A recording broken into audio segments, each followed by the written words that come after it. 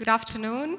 My name is Wardah, and I'm here to discuss with you ways in which we can redefine success in each one of our lives. Now, before I delve into our topic, I'd like all of you to close your eyes for a moment and think about the last act of kindness that you did. Could be anything: sharing your meal with someone you don't know, changing the tires of a random stranger, anything. All right? Now, how did that make you feel? Did it make you feel less stressed, more motivated? Did it offer you more clarity regarding your own challenges? But most importantly, it offers us a fresh perspective on what really matters in life. It makes us think again before we reach out to the next designer bag in the market, or before we plan to refurbish our home for the third time. Could that money be spent on a better cause? In recent years, there's been a shift of focus from success, a need to redefine success.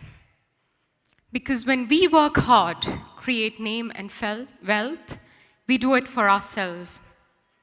And when we do things only for ourselves, we are never satisfied. It's never enough. But there's a higher level, the third stage, which is called significance.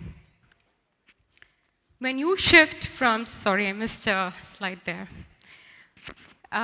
When you shift from success to significance, you no longer matter, but rather it's the work that you do to impact the lives of the people around you. That's exactly what brings us to philanthropy.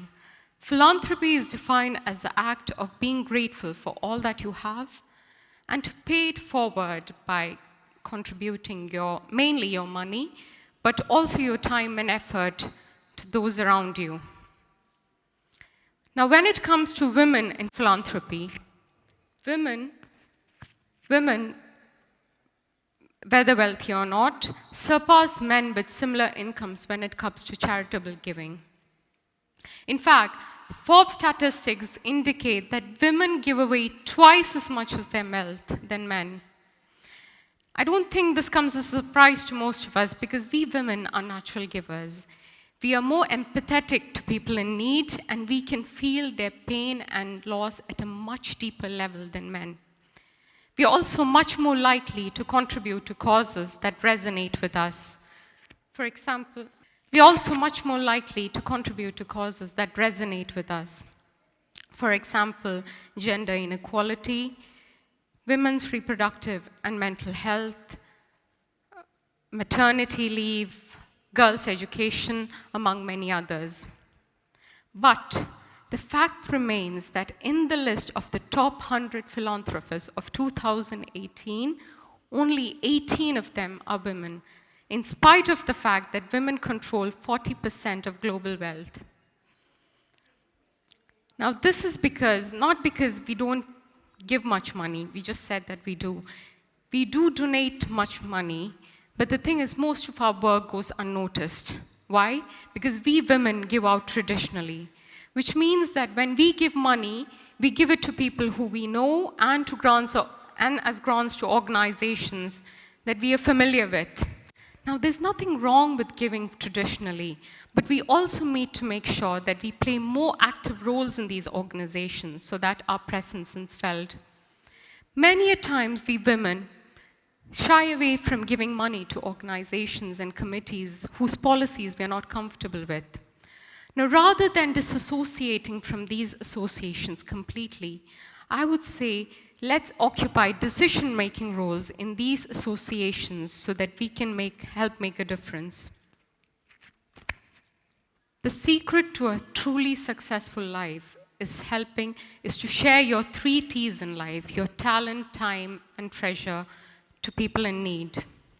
Now, we have discussed how important it is to financially support someone in need, but it's also important to utilize our talent in some way, shape, or form to serve and uplift others. Now, this applies both to working professionals, working mothers, as well as stay-at-home moms. In fact, most stay-at-home moms express an interest in part-time jobs, real meaningful jobs that go beyond monetary compensation. Let's say your passion lies in teaching. There are various ways in which you can help. You could help tutor and mentor children who cannot afford tuition fees.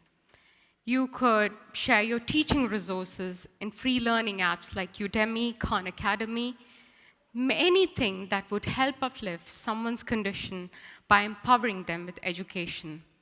Or let's say your passion lies in journalism.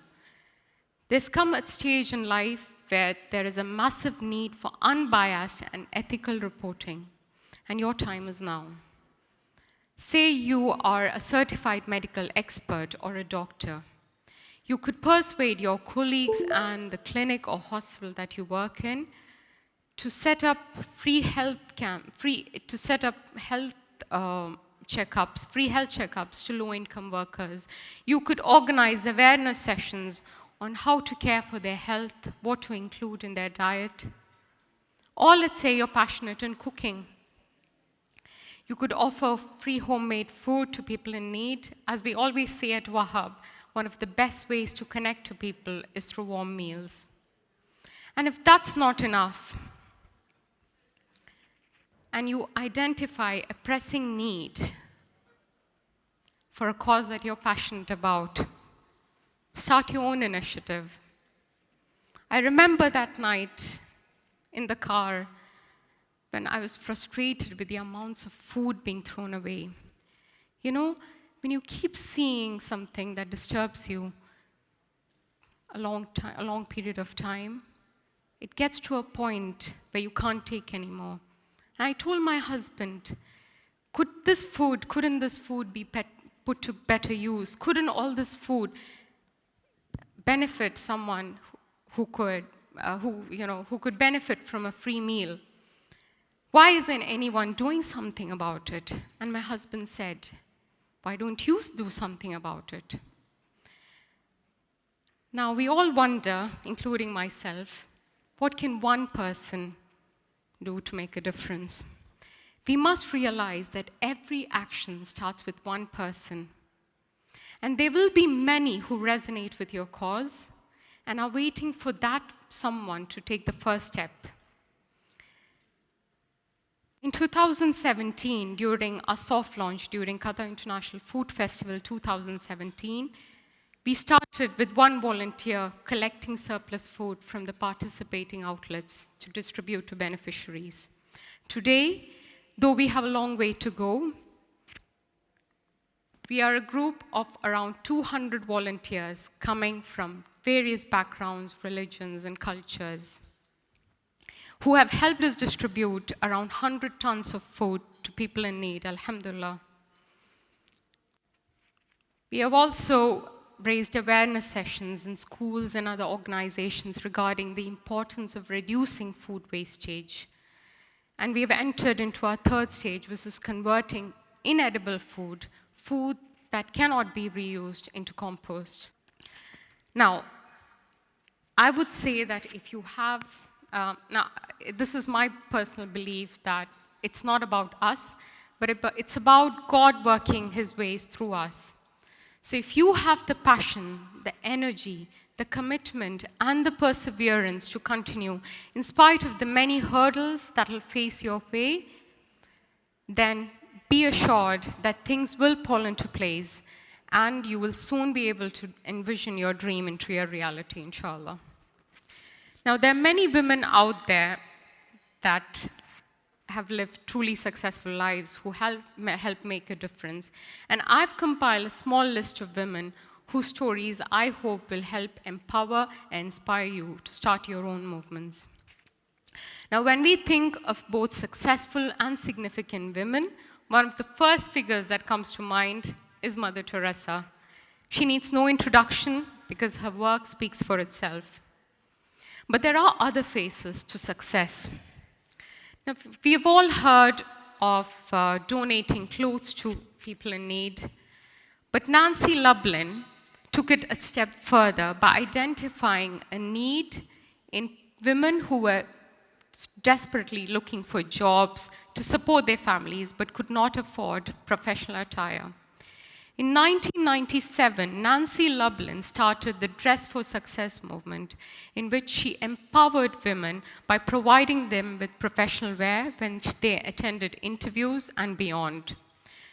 This is such a simple idea, but the movement was so successful that it has spread to 145 cities in the US today. The Educate a Girl initiative by Tara Dawood, whose mission is to educate 1,000 girls in 1,000 cities in communities which discriminate against the male girl child. The idea is that these 1,000 girls will then go on to educate other girls, thus creating the desired ripple effect. The internet is rife today with the effects and dangers of climate change. How many of us know that by reducing our food wastage is the third most important way in which we can reverse climate change? And this is where Selena Ewell comes into the picture. She started a Facebook group called Stop Wasting Food. And the movement gained momentum, and by working closely with supermarkets, governments, and schools, she helped Denmark reduce 25% of its food waste in just 5 years. Wow, just wow. Now, it's not always our efforts that help make a difference in the world. Sometimes the choices we make help create difference as well. For example, Bea Johnson's Zero Waste movement. What started out as one woman's choice to live a zero-waste lifestyle inspired millions to try and live, if not a zero-waste lifestyle, a minimal-waste lifestyle. New Zealand's Prime Minister Jacinda Ardern, she is the perfect example of how you can help make a difference by the decisions you make.